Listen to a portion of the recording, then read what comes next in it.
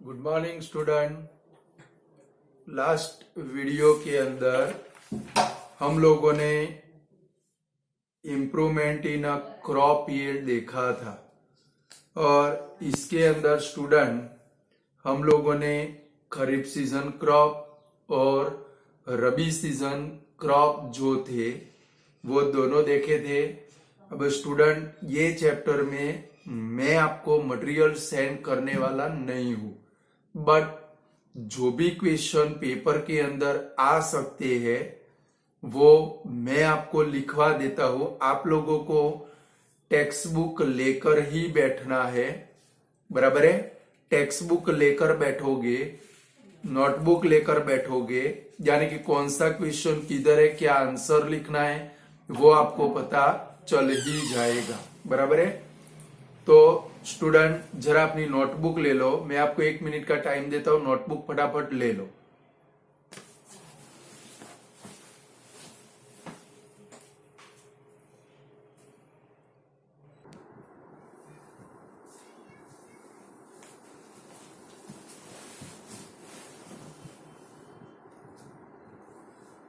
चलो नोटबुक ले ले। फर्स्ट क्वेश्चन लिखोगे चैप्टर के अंदर, लिखो जरा आप लोग क्वेश्चन, मटेरियल खुद बनाने का है, बराबर है। थोड़ा चैप्टर ऐसा इसलिए चाय पे चर्चा बोलते हैं ना मोदी साहब, ऐसे हमें चैप्टर के अंदर भी क्या करना है स्टूडेंट, चाय पे चर्चा करनी है, बराबर है। तो लिखो number 1,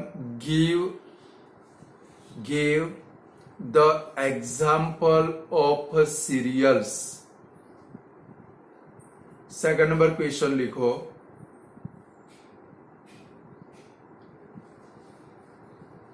cereals provide us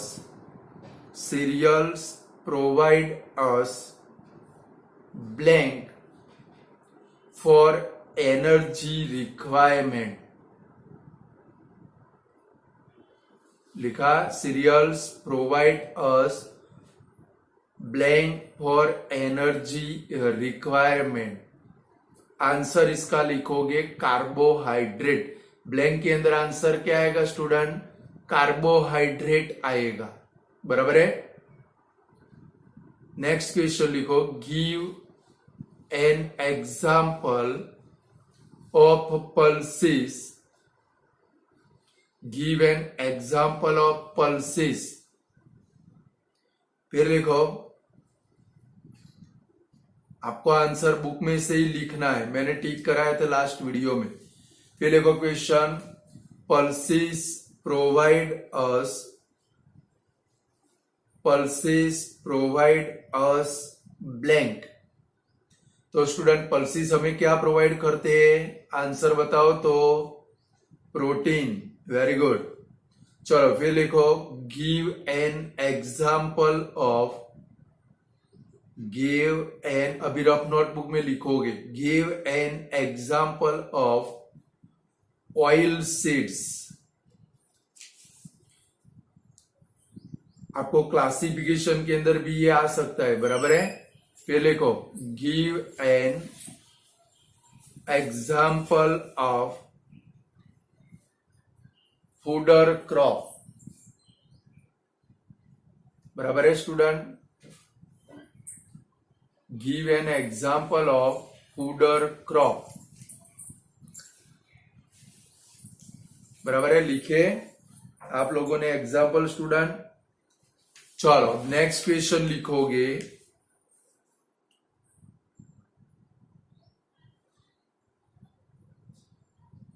which type of climatic condition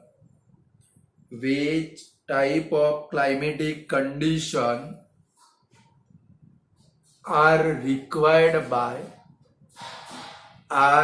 required by different crop।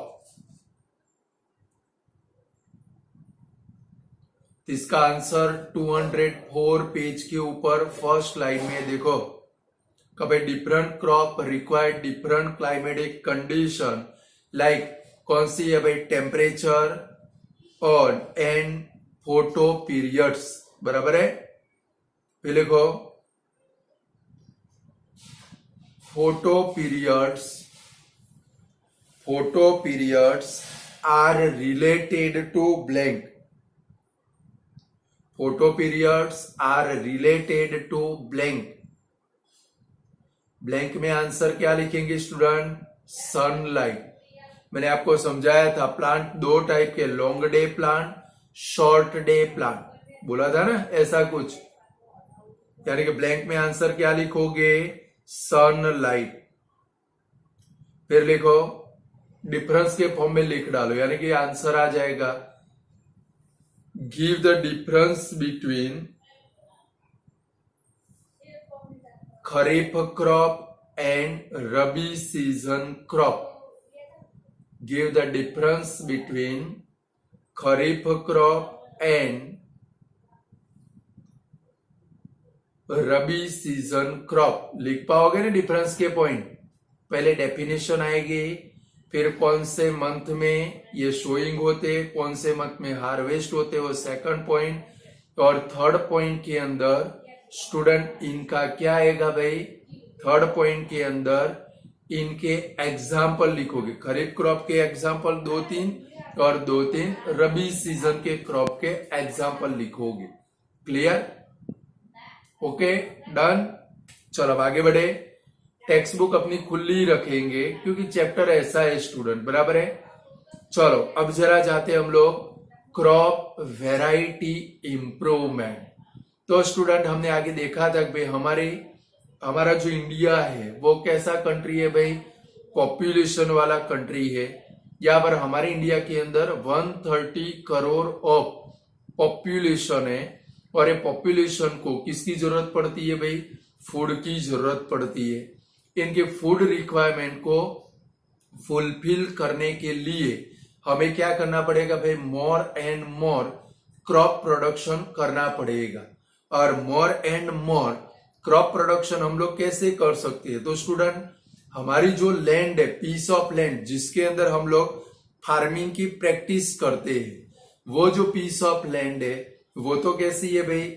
उसको तो हम लोग इंक्रीज कर सकते नहीं है, बट तो हमें इनकी जरूरतें फुलफिल करने के लिए क्या करना पड़ेगा स्टूडेंट?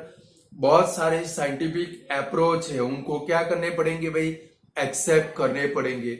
और इसमें से फर्स्ट साइंटिफिक अप्रोच है क्रॉप वेराइटी इंप्रूवमेंट. तो स्टूडेंट क्रॉप की जो वेराइटी है वो वेराइटी को हमें क्या करना पड़ेगा भाई? इंप्रूव करना पड़ेगा. ऐसी नई नई वेराइटी बनाएंगे, ऐसी नई नई वेराइटी बनाएंगे जो क्या करेगी भाई?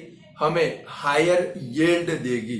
यानी कि बहुत सारे टाइप के क्लाइमेटिक कंडीशन के सामने भी वो अपने आप को क्या कर पाएगी स्टूडेंट? ड्रॉट के सामने, फिर ज्यादा पानी आ जाए उसके सामने, यानी कि कोई भी टाइप के क्लाइमेटिक कंडीशन के सामने ऐसी वैरायटी हम लोग बनाएंगे. क्रॉप की वैरायटी को ऐसे इंप्रूव करेंगे कि भाई वो कोई भी टाइप की क्लाइमेटिक सिचुएशन के अंदर अपने आप को सरवाइव कर पाए और उसमें से हमें क्या मिले भाई? हायर यील्ड मिले. तो स्टूडेंट हम लोग जाते हैं क्रॉप वेराइटी इंप्रूवमेंट के अंदर.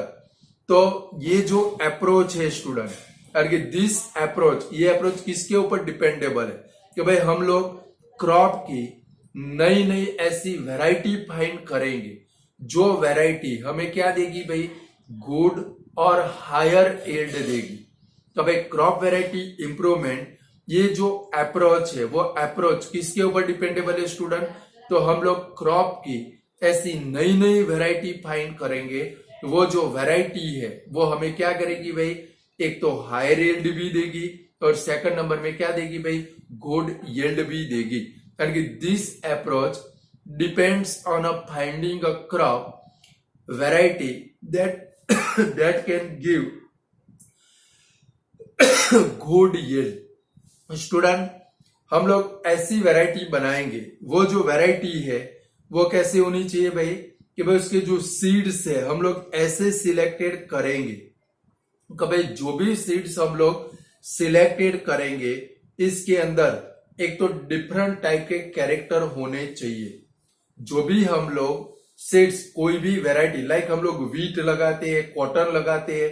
लाइक स्टूडेंट आपकी इंफॉर्मेशन के लिए बता दो कि भाई आज से 20 साल पहले, 20 भी नहीं, 15 साल पहले जब खरीफ सीजन के अंदर फार्मर कॉटन के प्लांट लगाता था, तो वो कॉटन के प्लांट जनरली जब छोटे होते थे उसके ऊपर बहुत सारे डिसीज आ जाते थे, वो प्लांट का प्रॉपर ग्रोथ नहीं हो पाता था, इसके कारण फार्मर को हायर यील्ड मिलता नहीं था।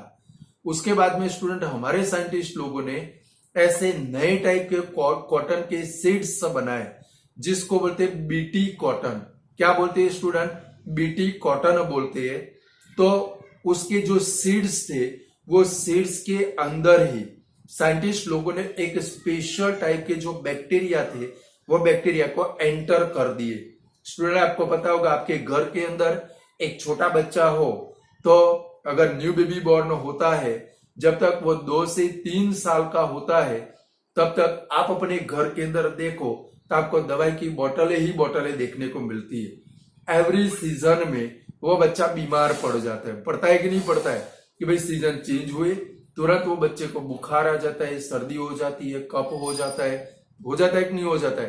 यानी कि जब तक वो छोटा है तब तक उसकी इम्यूनिटी सिस्टम इतनी पावरफुल होती नहीं है, जिसके कारण कोई भी डिसीज उसको इजीली लग जाता है। सेम कॉटन का जो प्लांट है स्टूडेंट, 45 डेज का हो जाए तब तक अगर उसको डिसीज लग गए तो अच्छे से कॉटन का जो प्रोडक्शन होता है, क्रॉप प्रोडक्शन होता है, वो अच्छे से हो पाता नहीं है। तो हमारे साइंटिस्ट लोगों ने ऐसे नए टाइप के स्टूडेंट सीड्स बनाए जिसको बोलते हैं बीटी कॉटन। वो जो सीड्स थे उसके अंदर उन्होंने स्पेशल टाइप के बैक्टीरिया एंटर किए। वो प्लांट सीड्स को हम लोगों ने क्या किया? सोइंग किया, उसका जर्मिनेशन हुआ और जर्मिनेशन होने के बाद वो प्लांट 45 डेज तक का होता था, तब तक उसको कोई भी डिसीज लागू पड़ता नहीं था। यानी कि फार्मर के बहुत सारी टाइप के जो पेस्टिसाइड के लिए उसका जो खर्चा होता था वो क्या हो गया भाई? उसका एक्सपेंशन होता था वो क्या हो गया भाई? लेस हो गया। और क्रॉप प्रोडक्शन भी स्टूडेंट क्या हो गया भाई? इंक्रीज हो गया। तो हम लोग जो क्रॉप की वैरायटी सिलेक्ट करेंगे वो वैरायटी के अंदर कौन से टाइप के कैरेक्टर होने चाहिए? तो फर्स्ट तो वो कैसी होनी चाहिए स्टूडेंट? डिसीज रेजिस्टेंस होनी चाहिए। तो भाई हम लोग जो भी क्रॉप की वैरायटी सिलेक्ट करेंगे, जो भी सीड्स सिलेक्ट करेंगे, वो जो सीड्स है वो कैसे होनी चाहिए स्टूडेंट?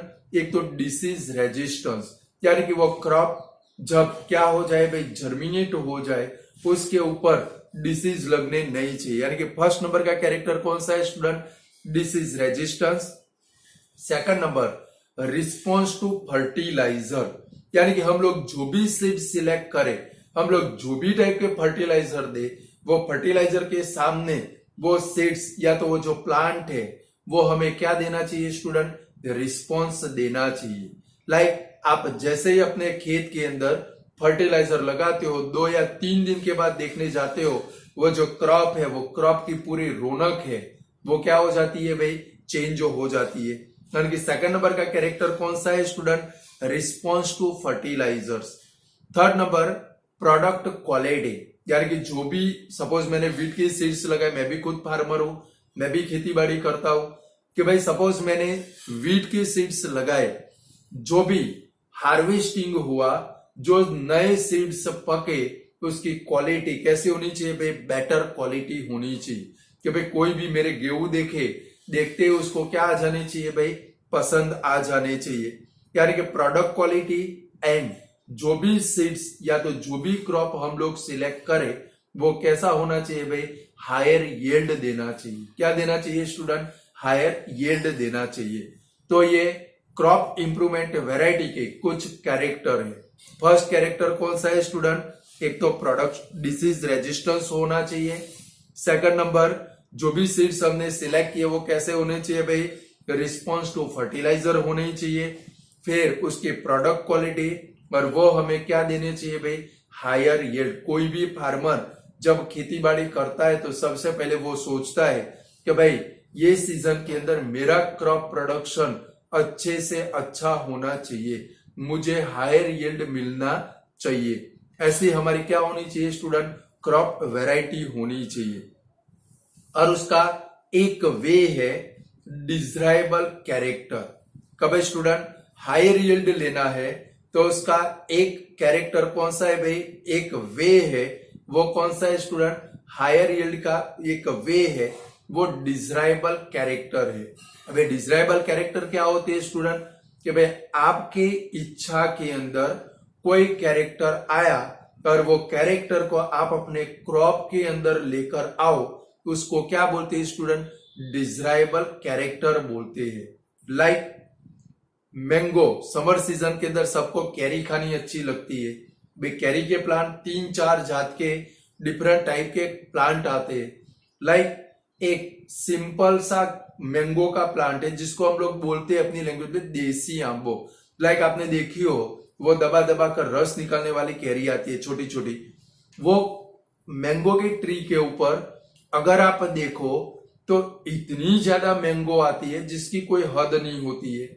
और आपको जो अच्छी लगती है कैरी, केसर की कैरी, उसके ऊपर जो मैंगो के फ्रूट आते हैं वो लेस अमाउंट के अंदर आते हैं।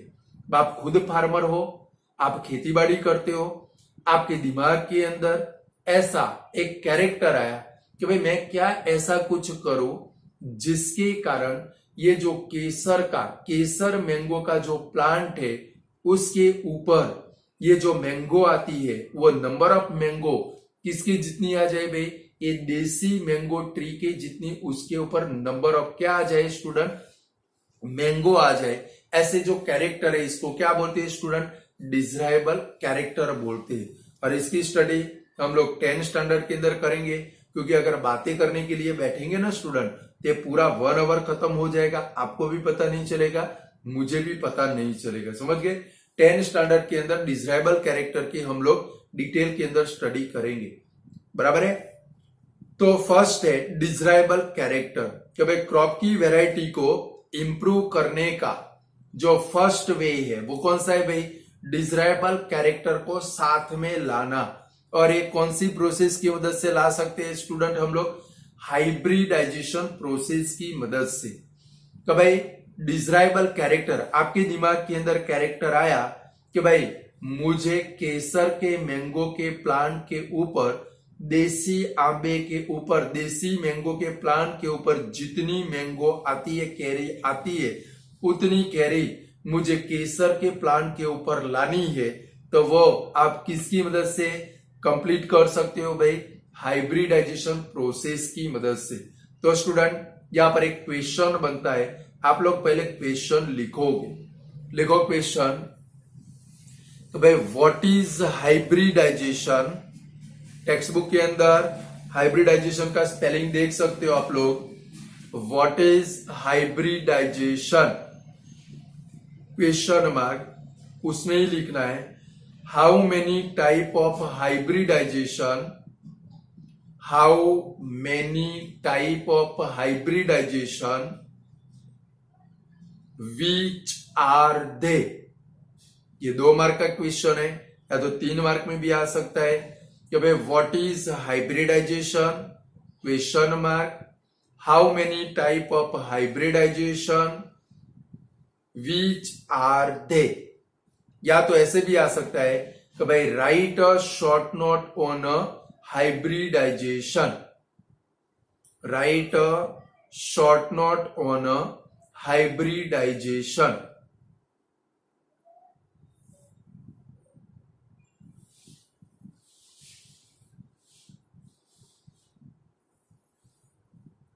तो पहले आप लोग हाइब्रिडाइजेशन की डेफिनेशन लिखोगे, आपको नहीं मिलेगी तो लिखो the process in which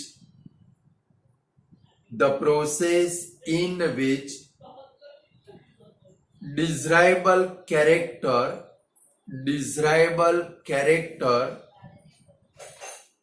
together is called hybridization। लिखा the process in which desirable character together, ऐसी प्रोसेस जिसकी मदद से हम लोग डिजायरेबल कैरेक्टर को टूगेदर यानी कि साथ में ला सके, ऐसी जो प्रोसेस है इसको क्या बोलते हैं स्टूडेंट? हाइब्रिडाइजेशन बोलते हैं। और स्टूडेंट हाइब्रिडाइजेशन 3 टाइप का है। फर्स्ट टाइप का जो हाइब्रिडाइजेशन है उसको बोलते हैं इंटर वेराइटल, सेकंड नंबर का है इंटर स्पेसिफिक, और थर्ड नंबर का जो हाइब्रिडाइजेशन है उसको बोलते हैं इंटर जेनरिक। तो how many type of hybridisation? तो there are 3 type of hybridisation. फिर लिखवाता हूं आंसर, अभी आप सुनोगे। There are 3 type of hybridisation. Number 1 intervarietal, अभी तो सिर्फ नाम याद रखोगे, फिर समझाता हूं।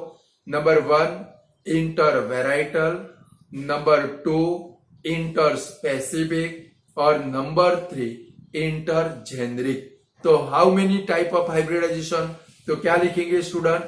देर are 3 type of hybridisation. Number 1 लिख डालोगे आप लोग, there are 3 type of hybridisation. Number 1 intervarietal hybridisation. अब ये भी समझ लेते इंटर वेराइटल क्या है। पहले तो 3 नाम याद रखे आप लोगों ने। फर्स्ट है इंटर वेराइटल, यानी कि इंटर वेराइटल हाइब्रिडाइजेशन का मतलब होता है स्टूडेंट कि भाई 2 डिफरेंट वेराइटी के बिटवीन में हम लोग हाइब्रिडाइजेशन करवाएंगे। तो वो जो हाइब्रिडाइजेशन है उसको क्या बोलते हैं भाई? Inter varietal. अंदर स्पेलिंग है वेराइटल, वेराइटी यानी कि 2 अलग अलग वेराइटी के बिटवीन में हम लोग क्या करवाएंगे स्टूडेंट? मैंने अभी बोला ना कि भाई देसी आंबे का प्लांट, केसर आंबे का प्लांट, उसका हाइब्रिडाइजेशन करवाएंगे तो इंटर वेराइटल है। कौन सा है स्टूडेंट? तो लिखा नंबर 1 इंटर वेराइटल हाइब्रिडाइजेशन। तो लिखो the hybridisation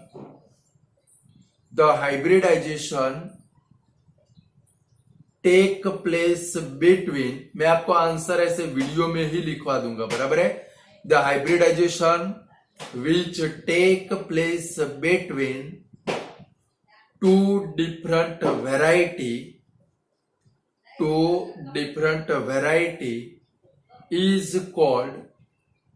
is called intervarietal hybridization। Clear? कभी 2 अलग अलग वेराइटी के बिटवीन में जो हाइब्रिडाइजेशन होता है वो हाइब्रिडाइजेशन को क्या बोलते हैं स्टूडेंट? Inter varietal. करके ऐसा प्लांट बनेगा मैंगो का, केसर का, जिसके ऊपर लॉट ऑफ मैंगो के क्या आएंगे भाई? फ्रूट आएंगे, और सबका टेस्ट है वो किसके जैसा होगा भाई? केसर का टेस्ट होगा।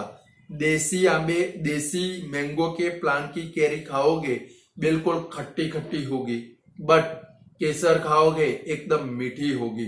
जब 10 में आओगे डिटेल में समझाएंगे ये कैसे पॉसिबल होता है, बराबर है?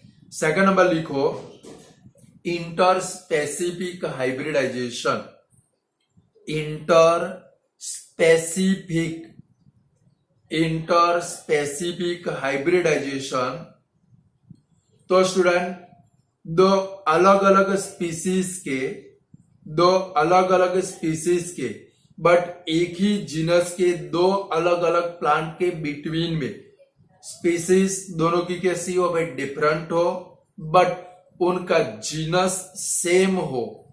स्पीसीज दोनों की डिफरेंट हो, अच्छे से मतलब समझना, 2 डिफरेंट स्पीसीज के बट एक ही जीनस के प्लांट के बिटवीन में अगर हम लोग हाइब्रिडाइजेशन करवाएंगे तो ऐसे टाइप का जो हाइब्रिडाइजेशन है उसको बोलते हैं inter specific hybridisation.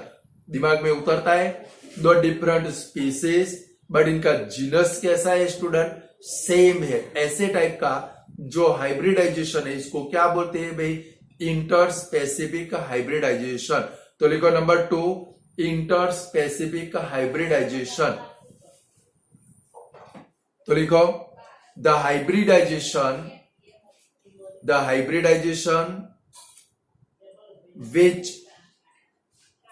which take place between which take place between two different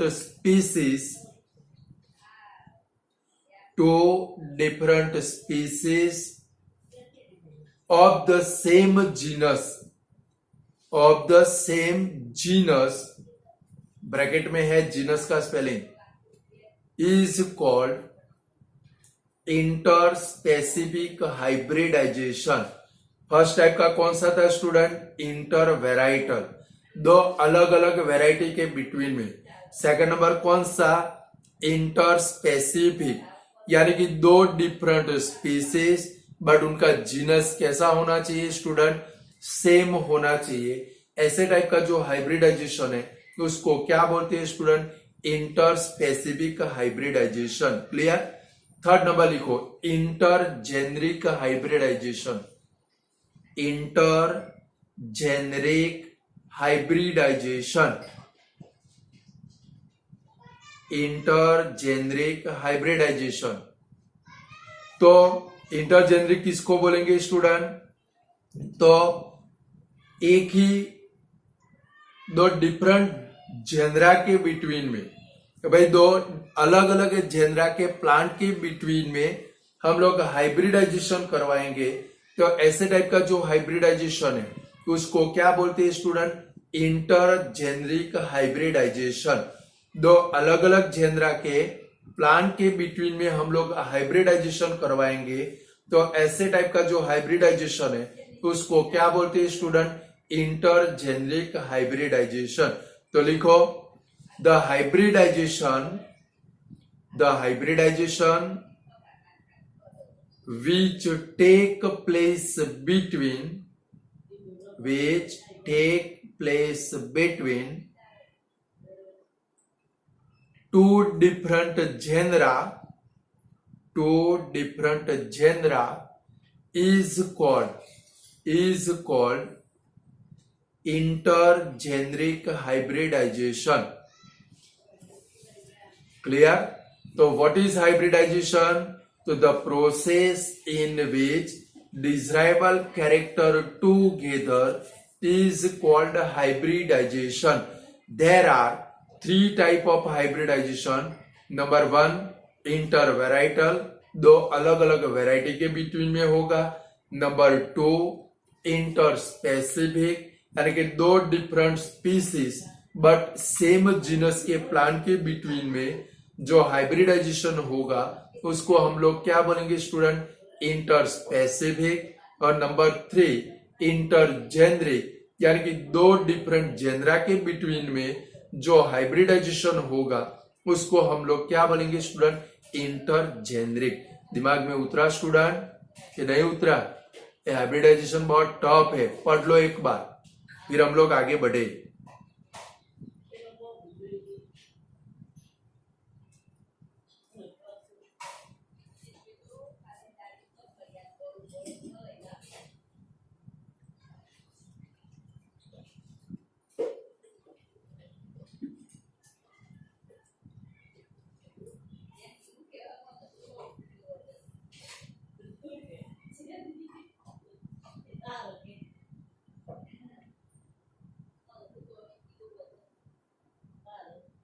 पढ़ लिया?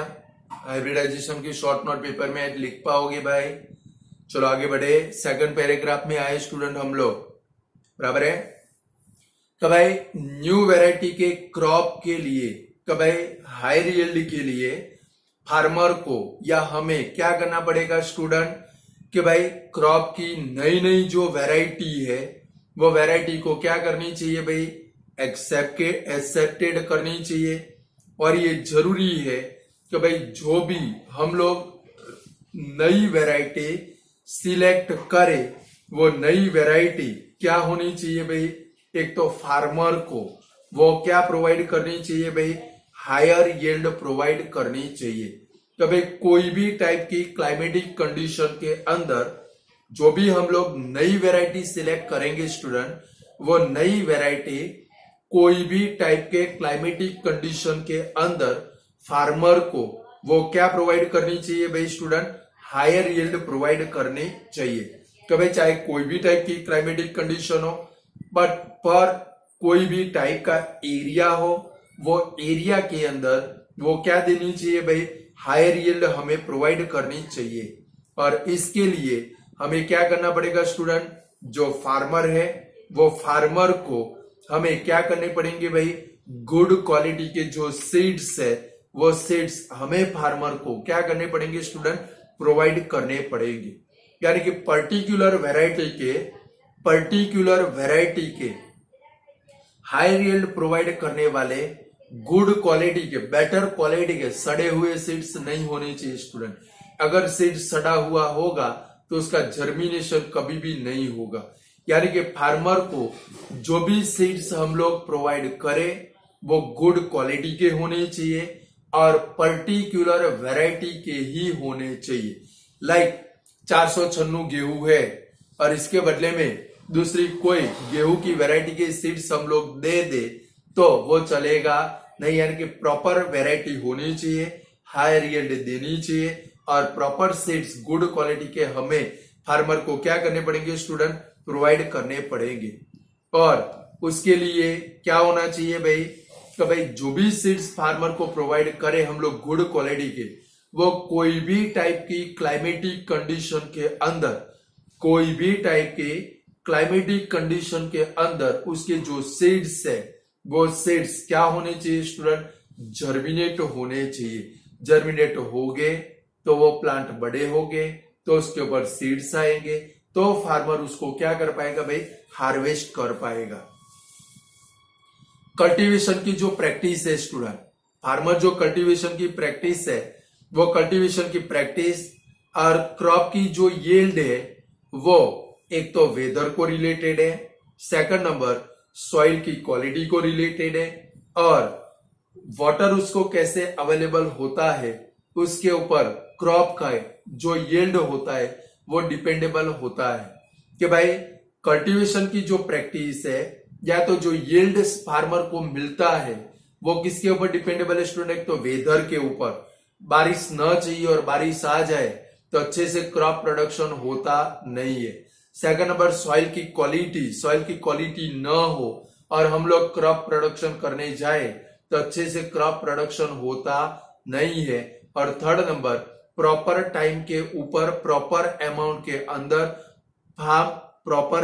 के अंदर जो हमने क्रॉप लगाए उसको क्या मिलना चाहिए स्टूडेंट, वाटर मिलना चाहिए। फिर ऐसा नहीं डेली हम लोग उसको फर्टिलाइजर न दे, कुछ न दे, डेली उसके अंदर वाटर हम लोग लगा करें तो उससे ज्यादा अमाउंट के अंदर क्रॉप प्रोडक्शन कभी भी होता नहीं है। यानी कि कल्टीवेशन प्रैक्टिस और जो क्रॉप यील्ड है वो थ्री फैक्टर के ऊपर डिपेंडेबल है। नंबर 1 वेदर के ऊपर, नंबर 2 सॉइल की क्वालिटी के ऊपर और नंबर 3 अवेलेबिलिटी ऑफ वाटर के ऊपर वो क्या होता है स्टूडेंट, डिपेंडेबल होता है। फार्मर को हम लोग जो भी सीड्स प्रोवाइड करें वो सीड्स ऐसे होने चाहिए कि भाई वो ड्रॉट की सिचुएशन या फ्लड की सिचुएशन के अंदर भी वो वैरायटी है वो क्या होनी चाहिए भाई, ग्रो होनी चाहिए। फार्मर को हम लोग जो भी सीड्स प्रोवाइड करें वो सीड्स कैसे होने चाहिए स्टूडेंट, एक तो ड्रॉट की सिचुएशन या तो कोई भी टाइप की क्लाइमेटिक सिचुएशन आ जाए, वो क्लाइमेटिक सिचुएशन के अंदर वो जो सीड्स है वो क्या होने चाहिए भाई, जर्मिनेट होने चाहिए। यानी कि जर्मिनेट हो गए तो ही वो सीड्स है वो क्या कर पाएंगे स्टूडेंट, फार्मर को हायर यील्ड प्रोवाइड कर पाएंगे। तो पहले अब आप एक क्वेश्चन लिखोगे, लॉन्ग क्वेश्चन है, 3 मार्क के अंदर पेपर में आ सकता है। तो लिखो explain the factors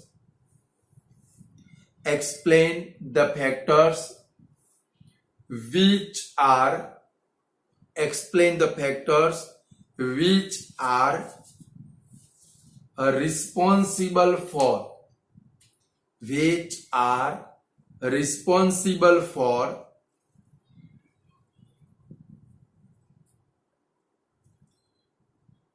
crop variety improvement, which are responsible for crop variety improvement. तो स्टूडेंट कहां पर देखोगे इसका आंसर? अब ये आंसर आपको खुद लिखना है, बराबर। टेक्स्ट बुक के अंदर कंप्लीट है, पेज नंबर 205 के ऊपर लेफ्ट साइड में देखोगे, वहां पर कुछ ऐसे पॉइंट देखो, हायर यील्ड, फिर सेकंड नंबर का पॉइंट है इंप्रूव्ड क्वालिटी, थर्ड नंबर है biotic and abiotic resistance. मिला आप लोगों को कि नहीं मिला? पेज नंबर 205, आपका जो पेज है उसके दो पार्ट है, एक इधर और एक इधर। तो लेफ्ट साइड वाला जो पार्ट है 205 पेज के ऊपर, वहां पर ये सारे पॉइंट है, मिले। फर्स्ट पॉइंट कौन सा है भाई? हायर यील्ड, ताकि जो भी सीड्स हम लोग सिलेक्ट करें स्टूडेंट, वो क्या होनी चाहिए भाई? पर एकड़ के अंदर। पर एकड़ का मतलब क्या होता है स्टूडेंट? कि भाई पीस ऑफ लैंड, बीघा भी बोलते हैं, एकड़ भी बोलते हैं, कि भाई पर एकड़ के अंदर हम लोग जो सीड्स लगाए, वो सीड्स जो यील्ड हमें देने चाहिए, भाई हार्वेस्टिंग के बाद में जो क्रॉप प्रोडक्शन होना चाहिए वो कैसा होना चाहिए भाई?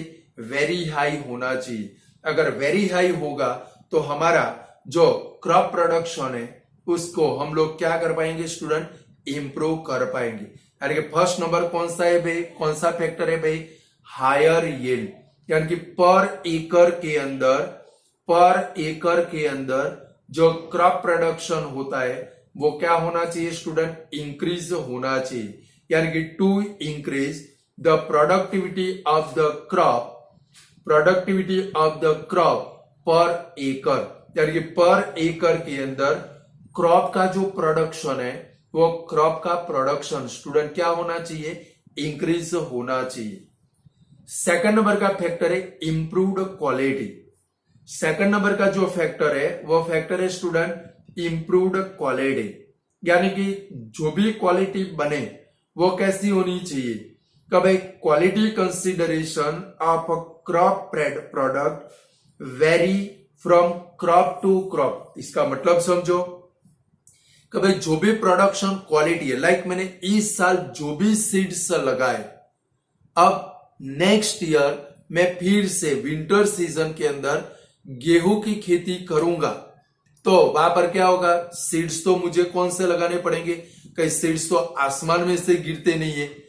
जो मैंने अगले साल, लाइक देखो ये 2020 का ईयर है, ये ईयर के अंदर मैंने जो सीड्स लगाए गेहूं के, वही सीड्स नेक्स्ट ईयर फिर से लगाऊंगा।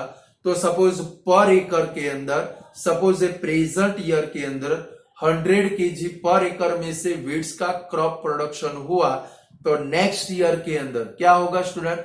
वो क्रॉप प्रोडक्शन है वो थोड़ा क्या होगा भाई? डिक्रीज होगा।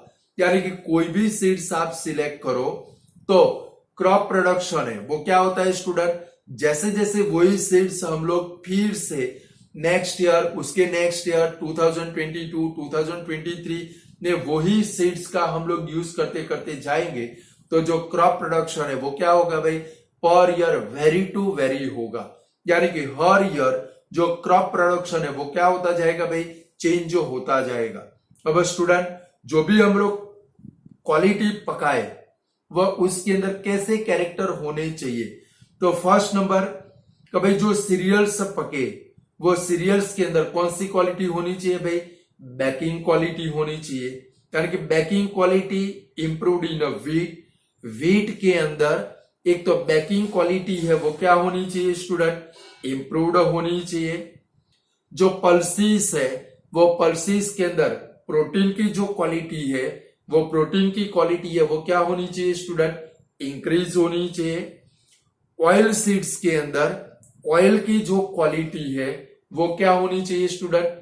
इंक्रीज होनी चाहिए। लाइक हम लोग मूंगफली घर में से लाकर सीड्स के अंदर लगा दे, ये साल क्रॉप प्रोडक्शन हुआ, दूसरे साल वही जो सीड्स बने वही फिर से लगाएंगे, तो उसके अंदर जो ऑयल की कैपेसिटी, ऑयल जो बनता है वो क्या होगा स्टूडेंट, डिक्रीज होगा। यानी कि व्हीट के अंदर कौन सी क्वालिटी होनी चाहिए, बेकिंग क्वालिटी होनी चाहिए। पल्सेस के अंदर क्या होना चाहिए भाई, प्रोटीन की जो क्वालिटी है वो कैसी होनी चाहिए भाई, हाई होनी चाहिए। ऑयल सीड्स के अंदर ऑयल की क्वालिटी है वो कैसी होनी चाहिए स्टूडेंट, हाई होनी चाहिए। और फ्रूट के अंदर क्या होना चाहिए स्टूडेंट, प्रिजर्वेटिंग जो क्वालिटी है वो कैसी होनी चाहिए भाई, हाई होनी चाहिए। तो स्टूडेंट इंप्रूव्ड क्वालिटी यानी कि जो भी सीड्स हम लोग सिलेक्ट करेंगे, क्रॉप प्रोडक्शन कंटिन्यूअसली करते जाएंगे, तो जो क्रॉप का प्रोडक्शन है vary to vary every season क्या होगा भाई, वेरी टू वेरी, यानी कि क्रॉप प्रोडक्शन क्या होता जाएगा भाई, चेंज होता जाएगा, डिक्रीज होता जाएगा। तो हम लोग जो भी क्रॉप प्रोडक्शन करें, वो क्रॉप प्रोडक्शन के अंदर जो भी हम लोग सीड्स क्या करेंगे भाई, ऑब्टेन करेंगे, उसके अंदर क्या होना चाहिए, कौन सी क्वालिटी इंप्रूव होनी चाहिए। तो भाई व्हीट के अंदर बेकिंग क्वालिटी इंप्रूव होनी चाहिए, पल्सेस के अंदर प्रोटीन की क्वालिटी हाई होनी चाहिए, फिर ऑयल सीड्स के अंदर ऑयल की क्वालिटी वेरी हाई होनी चाहिए, फ्रूट एंड वेजिटेबल के अंदर प्रिजर्विंग कैपेसिटी है वो कैसी होनी चाहिए भाई, वेरी हाई होनी चाहिए। थर्ड नंबर है biotic and abiotic factor. Third number है student biotic and abiotic factor. तो स्टूडेंट जो बायोटिक फैक्टर है, तो भाई क्रॉप प्रोडक्शन के ऊपर हम लोग आगे भी पढ़ चुके हैं, तो भाई क्रॉप प्रोडक्शन के ऊपर बायोटिक एंड एबायोटिक दोनों टाइप के फैक्टर इफेक्ट करते हैं। तो crop production can go down, तो भाई अगर बायोटिक फैक्टर इफेक्ट करेंगे तो भी क्रॉप प्रोडक्शन रिड्यूस होगा, एबायोटिक फैक्टर इफेक्ट करेंगे तो भी क्रॉप प्रोडक्शन क्या होगा, रिड्यूस होगा। तो स्टूडेंट बायोटिक और एबायोटिक दोनों फैक्टर को खास याद रखोगे, क्योंकि बहुत सारी बार ब्लैंक के अंदर ये बायोटिक और एबायोटिक दोनों जो कंपोनेंट है वो पेपर के अंदर आ चुके हैं। तो भाई हम लोग जो भी वैरायटी सिलेक्ट करें वो वैरायटी कैसी होनी चाहिए भाई, बायोटिक और एबायोटिक दोनों टाइप के फैक्टर के सामने रेजिस्टेंस होनी चाहिए। मैंने अभी थोड़ी देर पहले आपको एक बीटी कॉटन का एग्जांपल दिया था कि भाई 45 डेज तक उसके ऊपर कोई भी टाइप का जो डिसीज है, कोई भी टाइप की पेस्ट है, वो उसके ऊपर इफेक्ट कर सकते नहीं है। यानी कि बायोटिक और एबायोटिक दोनों टाइप के फैक्टर के सामने हमारी जो सीड्स है, हमारी जो वैरायटी है, वो वैरायटी कैसे होनी चाहिए, रेजिस्टेंस तो होनी चाहिए। यानी कि crop production can go down due to biotic factor. Like biotic factor कौन से स्टूडेंट, डिसीज। हमको जैसे डिसीज होते हैं वैसे क्रॉप के अंदर भी बहुत सारे टाइप के क्या आते हैं स्टूडेंट, डिसीज आते हैं, ये बायोटिक फैक्टर है। Second number insect and nematodes यानी कि पेस्ट। इंसेक्ट और निमेटोड्स आपने देखे हो, बहुत सारे टाइप के फ्रूट लाते हैं तो फ्रूट के ऊपर होल होते हैं, वो होल कौन बनाते हैं स्टूडेंट, जो निमेटोड्स और इंसेक्ट है वो क्या करते हैं स्टूडेंट, जो इंसेक्ट है वो इंसेक्ट क्या करते हैं, जब फ्लावरिंग का टाइम आता है तो उसमें से रस चूस लेते हैं तो फ्लावर वहां से गिर जाता है तो फ्रूट बनता नहीं है। और जो निमेटोड्स है वो निमेटोड्स क्या करते हैं स्टूडेंट, जो फ्रूट बना फ्रूट के अंदर क्या कर देते हैं भाई, होल कर देते हैं। तो डिसीज, इंसेक्ट और थर्ड नंबर निमेटोड्स, ये कौन से टाइप के फैक्टर है स्टूडेंट, बायोटिक फैक्टर है। नाम याद रखोगे तो भाई from given following blank is a biotic factor. तो बायोटिक फैक्टर 3 है, कौन सा, डिसीज, सेकंड नंबर इंसेक्ट और थर्ड नंबर निमेटोड। जो जिंदा है उनको क्या बोलते हैं स्टूडेंट, बायोटिक फैक्टर बोलते हैं।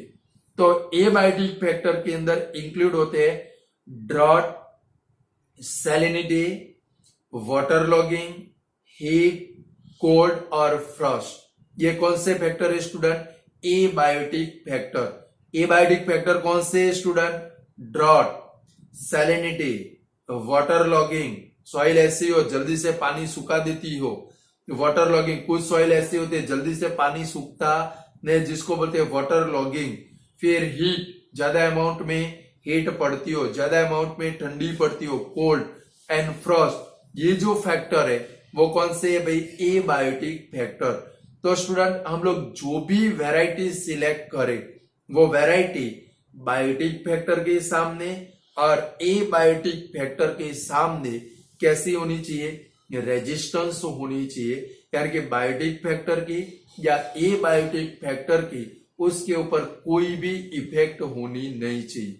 इफेक्ट नहीं होगी तो जो क्रॉप प्रोडक्शन है वो क्या होगा स्टूडेंट, इंक्रीज होगा। क्या होगा स्टूडेंट, इंक्रीज। नेक्स्ट जो फैक्टर है वो change in maturity duration. Maturity duration का मतलब क्या होता है स्टूडेंट, कि भाई वीट के जो सीड्स आते हैं वो डिफरेंट टाइप के आते हैं। कुछ वीट के सीड्स से 4 महीने के बाद पकते हैं, यानी कि 120 डेज के बाद उसका हार्वेस्टिंग होता है। कुछ वीट के सीड्स आते हैं 90 डेज के अंदर उसका क्या हो जाता है स्टूडेंट, हार्वेस्टिंग हो जाता है। यानी कि इसको मैच्योरिटी ड्यूरेशन बोलते हैं। सोइंग से हार्वेस्टिंग बिटवीन का जो टाइम है उसको क्या बोलते हैं स्टूडेंट, मैच्योरिटी ड्यूरेशन। अब अगर हम लोग मैच्योरिटी ड्यूरेशन को चेंज कर पाएंगे, मैच्योरिटी ड्यूरेशन मैंने अभी आपको बोला वीट के सीड्स अलग अलग टाइप के आते हैं। जो आप 496 गेहूं घर में खाते हो उसको कंप्लीटली अपना लाइफ साइकिल कंप्लीट करने के लिए 120 से 130 दिन लगते, 4 से 4.5 महीने लगते हैं, बराबर है। वाइल जो दूसरे सीड्स की क्वालिटी होती है 176, वो 90 डेज के अंदर अपना लाइफ साइकिल कंप्लीट कर देती है। यानी कि अगर हम लोग मैच्योरिटी ड्यूरेशन टाइम पीरियड को क्या कर पाएंगे स्टूडेंट, चेंज कर पाएंगे। अगर हम लोग मैच्योरिटी ड्यूरेशन को चेंज कर पाएंगे तो बहुत सारी चीजें क्या होगी भाई, डिक्रीज हो जाएगी। कि भाई फार्मर के बहुत सारे जो खर्चे है वो क्या हो जाएंगे भाई स्टूडेंट, डिक्रीज हो जाएंगे। तो नेक्स्ट फैक्टर है वो कौन सा है भाई, change in a maturity duration. कि भाई शॉर्टर ड्यूरेशन होगा, यानी कि the shorter of the duration of the crop from sowing to harvesting the more economical is the variety. यानी कि अगर कोई क्रॉप की वेराइटी का मैच्योरिटी ड्यूरेशन यानी कि शोइंग से लेके हार्वेस्टिंग का टाइम पीरियड अगर कम होगा तो वो जो वेराइटी है वो वेराइटी कैसी होगी स्टूडेंट, इकोनॉमिकल वेराइटी होगी। कि भाई सोइंग से लेके हार्वेस्टिंग तक का जो टाइम पीरियड है वो टाइम पीरियड अगर लेस होगा तो फार्मर के लिए वो जो वेराइटी है वो कैसी होगी, इकोनॉमिकल होगी। 90 डेज के अंदर क्रॉप का प्रोडक्शन हो जाता है, 1 महीना दूसरा मिला उसके अंदर फार्मर क्या कर सकता है भाई, दूसरा क्रॉप प्रोडक्शन कर सकता है। यानी कि मैच्योरिटी ड्यूरेशन को हम लोग डिक्रीज कर पाएंगे तो क्रॉप प्रोडक्शन को क्या कर पाएंगे स्टूडेंट, इंक्रीज कर पाएंगे। Such short duration allow farmer to grow multiple round of crop. यानी कि अगर शॉर्ट ड्यूरेशन होगा तो मैंने अभी बोला farmer more and more amount के अंदर पूरे ईयर के अंदर क्रॉप प्रोडक्शन को क्या कर पाएगा स्टूडेंट, रोटेट कर पाएगा। Short duration also reduce the cost of crop production. Short duration होगा, क्रॉप प्रोडक्शन की जो कॉस्ट है उसको हमें जो फर्टिलाइजर देने पड़ेंगे, उसको जो पानी देना पड़ेगा वो जो है वो क्या हो जाएगा भाई, कम हो जाएगा। कि क्रॉप प्रोडक्शन की जो कॉस्ट है वो कॉस्ट क्या होगी स्टूडेंट, डिक्रीज हो जाएगी। फिर यूनिफॉर्म मैच्योरिटी होगी, एक ही साथ में सारे प्लांट मैच्योर हो जाएंगे तो हार्वेस्टिंग जो है वो भी क्या हो जाएगा भाई, इजी हो जाएगा। और उससे अलग अलग टाइम के अंदर अगर सीड्स क्या होते हैं भाई स्टूडेंट, मैच्योर होते हैं तो उसके अंदर जो हार्वेस्टिंग के अंदर लॉस होता है वो इंक्रीज हो जाता है। बट मैच्योरिटी ड्यूरेशन प्रॉपर होगा, एक ही साथ में मैच्योरिटी ड्यूरेशन आएगा तो जो क्रॉप प्रोडक्शन है वो क्या होगा स्टूडेंट, इंक्रीज होगा। यानी कि uniform maturity make the harvesting process easy. Uniform maturity होगी, फार्मर एक साथ में क्या कर पाएगा भाई, हार्वेस्टिंग कर पाएगा। यूनिफॉर्म मैच्योरिटी होगी तो एक ही साथ में फार्मर क्या कर पाएगा स्टूडेंट, हार्वेस्टिंग कर पाएगा। और क्रॉप प्रोडक्शन में जो लॉस आती है उसको वो क्या कर पाएगा भाई, मिनिमाइज कर पाएगा। स्टूडेंट फैक्टर में आज इतना रखते हैं, दूसरे फैक्टर है उनकी हम लोग कल स्टडी करेंगे। आगे आप लोग 2 पेज कल पढ़कर बैठोगे तो जल्दी से कुछ समझ में आएगा। तो स्टूडेंट आज इतना रखते हैं। Goodbye student. Answer notebook में लिख के रखना, मैं लिखवाने नहीं वाला हूं इस बार तो।